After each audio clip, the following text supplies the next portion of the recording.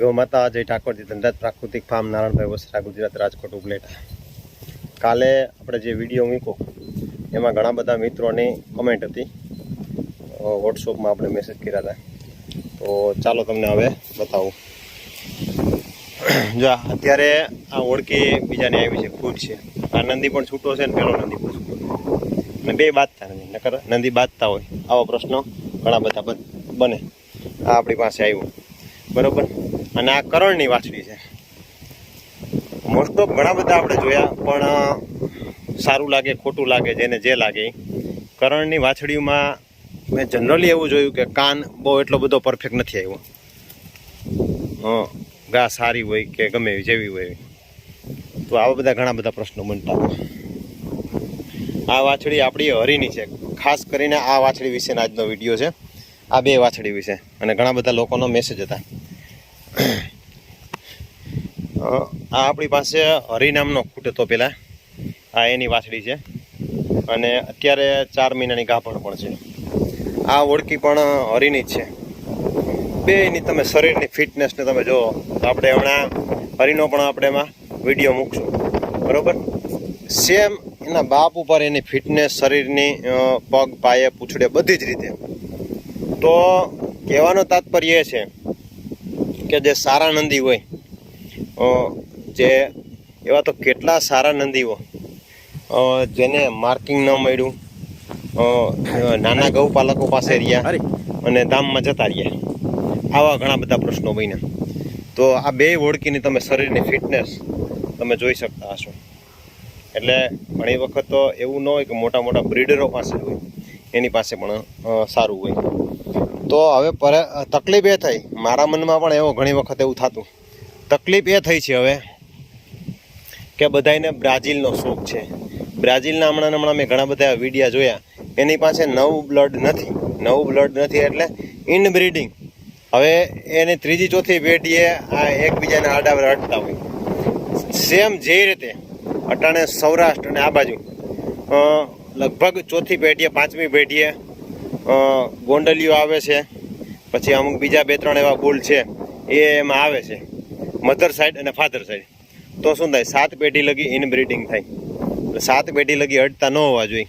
નહીંતર ઘણી બધી વસ્તુમાં પ્રશ્ન એવા બને, બાળ મૃત્યુ થતું હોય, પછી બીજા નંબરમાં હોડકા પરફેક્ટ ટૂંકમાં થઈ ગયા હોય, મોટા થઈ ગયા હોય, તેમ છતાં એમાં મૃત્યુનો દર રહે. આવા બધા પ્રશ્નો બનતા હોય. અને આ અત્યારે જો આપણા બે નંદી છૂટા છે, આટલા હોજા છે. આના પછીના વિડીયોમાં લીરડો, એની માં કોણ છે, એનો બાપ કોણ છે, ક્યાંથી આવ્યો, શું છે, એ બધી જ વસ્તુઓ આપણે મૂકશું. તો આ ઓળખી આનો બાપ હરી નામનો ખૂટ હતો જે આપણી પાસે. એ હરીની માં હતી. હરી જે આપણી પાસે હતો ને, એને હરીની માં હતી આપણા મિત્ર કમલભાઈ સોની કરીને છે, એની પાસે વેલુ નામની ગાય હતી. એનો બાપ હતો GLDBનો ગોપાલ. અને એ વેલુની માં જે હતી ને, એ ભાડવાની હતી.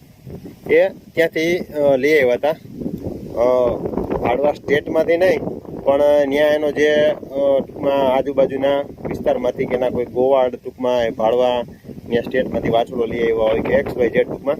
અને એ બાળકની એમાં 1 ટકનું 11.5 થી 12 લીટર દૂધ હતું કન્ફર્મ. અને જે આપણે જે હરી કહું છું, હરીની માં ગોપાલની વાછડી, એમાં 1 ટકનું દૂધ 10 લીટર હતું. અને એ પણ બોડી ફિટનેસને બહુ જબરજસ્ત. એટલે સારું બ્રીડિંગ અને પરફેક્ટ બ્રીડિંગ બાજુ જવું, જેથી કરીને બ્રીડિંગમાં સુધારો થાય અને ગૌસંવર્ધન સારી રીતે સુધરે. એ વસ્તુ ઉપર ફોકસ કરીને હાલીએ તો વાંધો ન આવે, જેથી કરીને કોઈ પણ પ્રકારની તકલીફ ન થાય. તો આવા નાને પાયે પણ સારું બ્રીડિંગ આપણે કરી શકીએ. સારા દુધાળ ગાયું હોય અને ના કલરને તોડીએ. બોડી ફિટનેસ, હ્યુમિનિટી પાવર અને દૂધ, આ 3 વસ્તુ પર ફોકસ કરી અને ચાલીએ તો 100% બેનિફિટ મળે જ. તમે આપણી પાસે જો આપણે આંગણે હરીની 2 વાછડીઓ છે. અને હરી કાંઈ એવડો બધો મોટો પણ નહોતો. એ જ્યારે ફૂટ્યો અને બીજે જગ્યાએ હતો, એ સોની છે એનો જ હતો. અને ત્યાં એને ગાયું ફરી ગઈ હતી. આપણે 6 મહિના વાપરવા લઈ આવ્યા હતા. અને આપણે રાખ્યો ને આપણી લગભગ ત્યારે 4 ગાયો ફરી હતી. એમાંથી એક ગાય આપણે દઈ દીધી હતી. એક ગાયનો વાછડો હતો એ આપણે દઈ દીધો અને 2 વાછડીઓ આવી હતી એ આપણે આપણા ખીલે છે. એની એકની માં આપણે જે છે આની માં એ મિશ્રી છે, એ તો ધામમાં આવી ગઈ. આ મિશ્રીની વાછડી શ્રી અને આ આપણી સરજુ છે. સરજુની માં છે આપણી અહીંયા આ સરસ્વતી. એમાંનામાં તમે જોઈ શકતા છો કેટલો બધો સુધાર છે. આ બ્રીડિંગના ફાયદા આ તમે આ છે ને આપણી સરજુ એની માં છે. તમને કાલે પણ બતાવ્યું હતું ને આજે પણ બતાવું. આનામાં અને એની મામાં સુધાર જે થયો છે. આ જો એકદમ 4 સોટી અલગ બરાબર. અને એની માં પણ ગ્રામ્ય લેવલના ટૂંકમાં નંદીની છે. બહુ સારી બોડી ફિટનેસ, હ્યુમિનિટી પાવર બધું સારું. અને આ એની માનો ઓર્ડર છે. એટલે એ પણ કાન કટ કન્ડિશન અને બહુ સારી જ છે. પણ એટલું બધું સિંગ ટૂંકમાં એકદમ દબાવીને કાઢેલા નથી. આપણે જે જસદળ ટાઈપ છે એ પ્રકારનું એનું સિંગ છે. તો આ રીતે નાના પાયે પણ સારા નંદી યુઝ કરી અને ગૌ સંવર્ધન કરીએ તો પણ સારામાં સારો બેનિફિટ મળી રહે. આ છે કરણની ઓળખી. આપણે ત્યાં આ ખૂટે ફેરવવા લઈ આવ્યા છે. તો ગૌ સંવર્ધનમાં જેટલી કાળજી રાખીએ અને ધીમે ધીમે જેમ આગળ વધીએ એમ 100% બેનિફિટ મળે.